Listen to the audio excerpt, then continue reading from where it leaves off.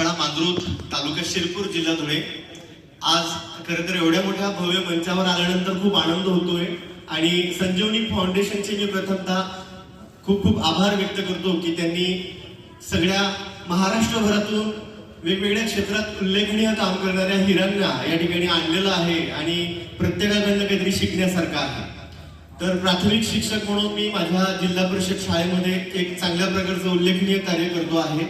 Digital पद्धतीने अध्यापन असो की शाळेला मुख्यमंत्री माझी शाळा सुंदर शाळा या प्रतियोगितेमध्ये 5 लाख रुपयाचं बक्षीस मिळवून द्यायचं असो, वेगवेगळ्या पद्धतीने काम कसं सोपं होईल आणि प्रत्येक विद्यार्थी चांगल्या दर्जाचं शिक्षण कशा पद्धतीने घेऊ शकेल यासाठी मी प्रयत्न करत असतो।